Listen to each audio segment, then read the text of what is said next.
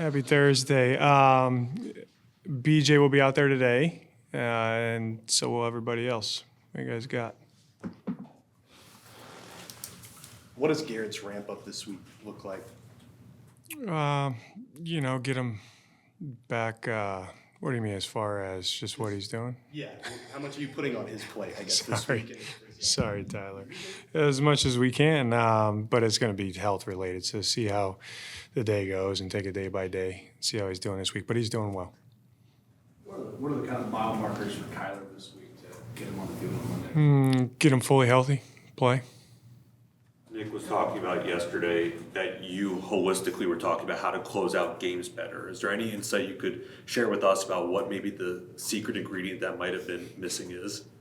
No secret ingredient. Work, coach better and play better. Details, There's no magic sauce. It's just you just got to play better. Just in the portion that we were out there on Tuesday, it seemed like Kyler was able to do a little bit more. How beneficial was that extra week of rest for him? I think for everybody, with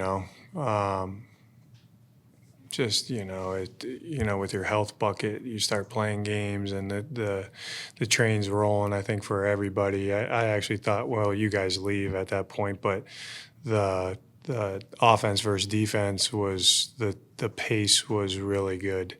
I laugh, but it's like, oh, they're juiced up to play. They are, but they're rested, and it looks a little bit different. So it was very beneficial. Are you preparing him to start? Yeah. What's the advantage to not naming officially a starter until, I don't know, Sunday or even Monday this week? Is there one in terms of what they can do, how they can prepare for you guys? No. You start when you've got such kind of a three-headed monster in the passing game that you're going up against. You've got Pickens, CD, Ferguson at the tight end position. Where do you even begin to kind of start the game? You just made me nervous with that question, Bo. You just made me nervous with that question. Yeah, that's that's why their stats are what their stats are. This is a very explosive offense. And they got a bunch of playmakers. And I would add on a couple other guys, too, that you didn't talk about. The back's really good. Their third wide receiver is really good, in my opinion, too. And Dak's a premium player, So whatever structures you're in, however you're playing, you got to play well. And you also know that you got to really do a really good job of knowing where the strength and the stress of the call is, because how you play, they're going to get their touches and make their catches and yards. But you got to pick and choose your spots and make sure that when we're calling a call that takes away something, that doesn't beat you. So, but, obviously I got a high opinion of Dak. He's been a good player for a long time, and he's got some more daddies out there with him, which is why they put up, what they put up. So it's big-time offense, big-time challenge. Players often talk about Sunday, Monday night, kind of the extra juice of getting to play on that stage. As a coach, is there extra juice getting to play coach on that stage? No, good question. We were just talking about it. No. The whole dun dun dun dun, But no, it's we got to play well to win a game. It's our 8th game to me. When you come back from the bye, I know you're talking about resetting and kind of bringing everybody back into the swing of things. Do you set the scene for what the rest of the year looks like in terms of trying to crave that path that could get you guys towards the postseason? I know it starts one game at a time and the focus is on Dallas, but how do you set the scene for what the rest of the season is supposed to look like? Yeah, we don't talk too much about the future. We're more process on the day and the week. I did give them a little bit of history with myself. Not to say that they even care about it, but everybody in that locker room has been in some different spots. You know what I mean?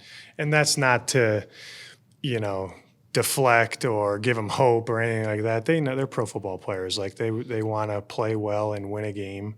And like I said, like we're in a little bit of a hole, but that's in the past. You can't control that now. What you can control today. And that's what our main focus is. Is there any extra challenge preparing offensively and defensively against a guy who's so familiar with your team like Clayton Allen? A little bit, yeah. I mean, obviously, he was in our building for 2 years, and I would think more for us defensively going against their offense when you put together a plan. What does he like to do? What were some of his adjustments when we practice versus each other? And obviously talking with him and knowing him a long time, what he believes in, what his adjustments, all that stuff. But at the end of the day, they have different players, they have different schemes. We have different players, different schemes. So it's going to come down to blocking and defeating blocks and tackling and covering, and for them, throwing, catching, and running. It's fundamentals. After watching Walton pads, what have you learned about him?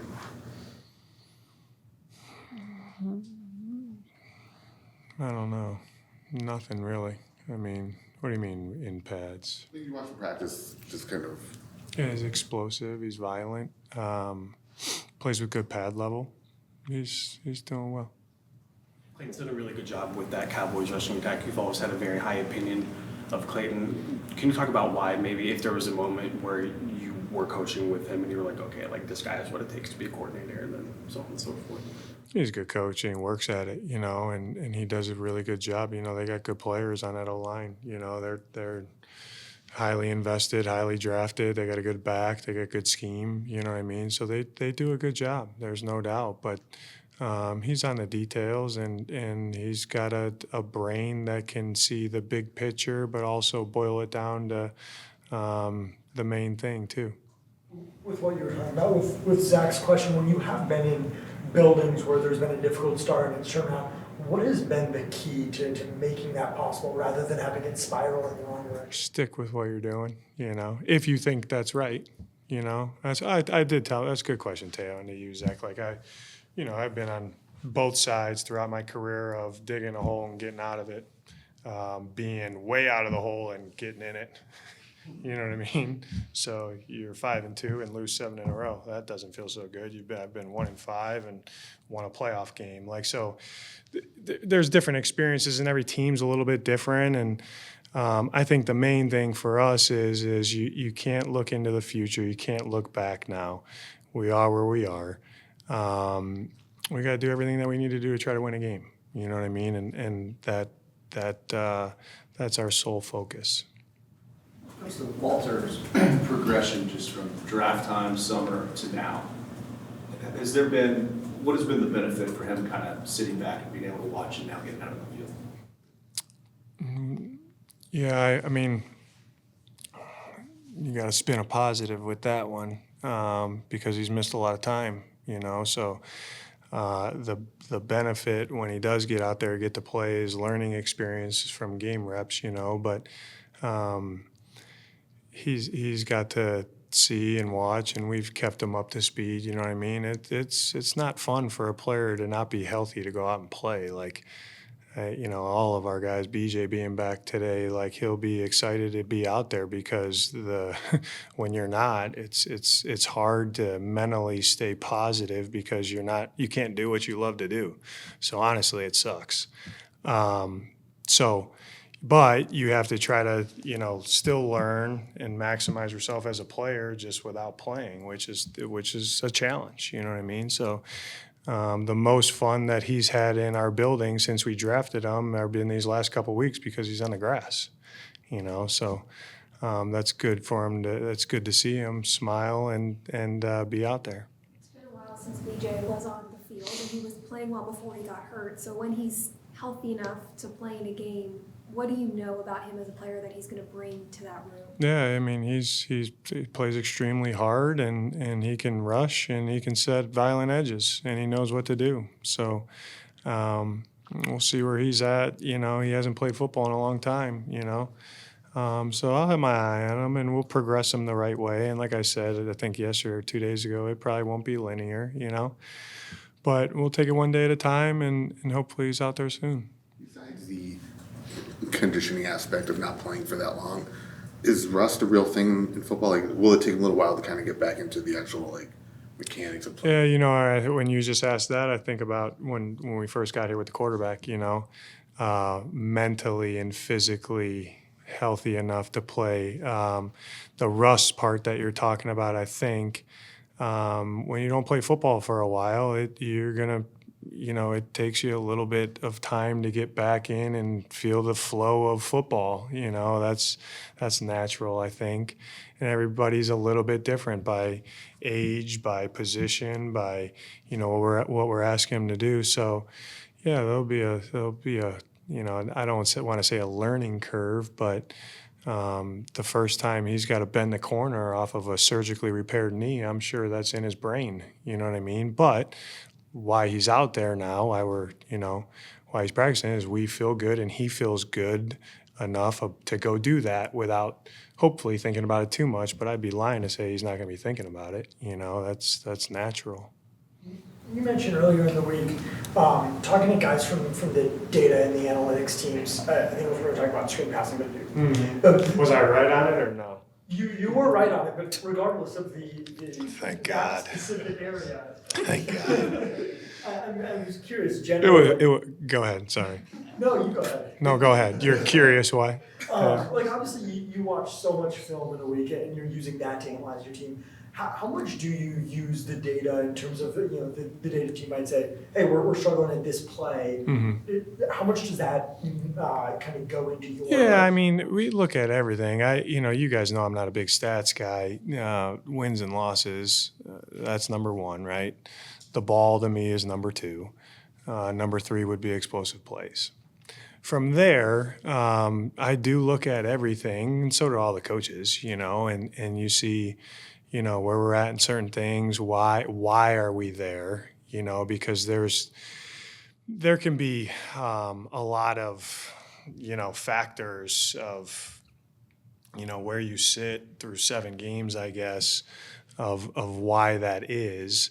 But, I go back to Coach Sirianni, like you never want to be in the bottom third of anything, you know what I mean? And there can be reasons why, but you don't want to do that. So if we're, in the bottom third of something, we need to look into and fix that, or at least try, you know what I mean? And as you get going on through a season, you got what you got. So like you're not get the players and the scheme but good coaching is trying to make sure that we're doing the right things for the players and setting them up for success. So I look at all that, but you can't just take numbers as, well, that's the end all be all, you know what I mean? So you try to balance that, but I've been in a lot of, I don't know how to say this, but like highly analytical buildings, and our guys do a really good job with it. They know I ask for certain things every week, you know what I mean? And then as I'm watching different things, I'll ask them to do a couple projects, you know what I mean? Hey, like, let me see the last 10 years of all, whatever it is. Because it's just it's a piece of information. It's a tool that you can use to solve a problem, hopefully, you know what I mean? And so and sometimes it's a bigger piece than other things. Sometimes it's a smaller piece than other things. So that was a big, long answer. I don't even know if I answered what you were asking, Teo, but I use data. Could have just said that, huh? Jeez Louise, what a day. At this point in the season, when you've got something where the numbers aren't lying, it matches the eye test, does it have to be tweaks because you can't just make wholesale changes or kind of burn something? Yeah, or like I say, like if you're in the bottom third of something, right? Let's just say this to be true. Okay, say that's a weakness. Okay, try to improve the weakness or hide it. So, so say, defensively, we give up 90% completions when we pressure. Don't pressure. You know what I mean? That's just I'm not saying that to be true us, right? Right, Donnie? But I'm literally saying, like, if we're not good at something, don't do it. You know what I mean? So now if you say we're not good at something, but we need to be able to do it, then you look at what variables you have to try to get better at it. You know what I mean? And to me, it always starts with coaching the details of those things. Or finding those details or finding those margins, then teaching those margins, then the players executing those margins. That's where we're all in it together. That's the whole coach and playing. It is true. But there's a lot of ways you can go if you don't, run inside zone very well. Don't call inside zone. You know what I mean? Let's call the things that we're really good at, and so that would be a way to hide the weakness, improve the weakness. Well, you can do this, or you can format it differently, or you can have the back a little bit different path, or you can put another back in, or another guard in, or, you can do it out of a different personnel group, a different formation. Only when we get this front, let's do it then. Like, there's all different kind of ways you can try to solve the weakness, which I would say improve the weakness. But there's also times where it's like, let's not do it. And that's how you go, knowing that number is going to get worse and worse and worse, but so be it. That's not helping us right now. So, boy, that's another long-winded answer. Do you meet weekly with your analytics team, or how does that work? Like, what's that process? Every day. I meet every day with everybody. Yeah, I bounce around pretty good, Josh. Yeah.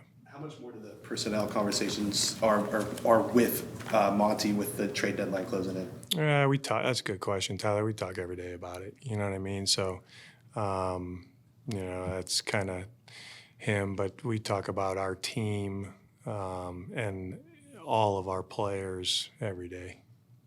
Coach, you talk so often about how a lot of the games come down to one possession. The line between good and great in the NFL seems to be very, very thin. Everybody's fast, athletic, can jump. Everybody game plan, studies the film. Like, what, in your opinion, separates the good from the great team? Just collectively doing better than the other team for 60 minutes, truthfully. That's what it comes down to. It's like I said, it's not magic. It's, there's so much parity in the NFL. And the week of prep that you put in to give yourself the best chance to win, then it comes down to 60 minutes. Do you do it better than the other team? And that's why it's the greatest game there is, because every 60 minutes is different. It is.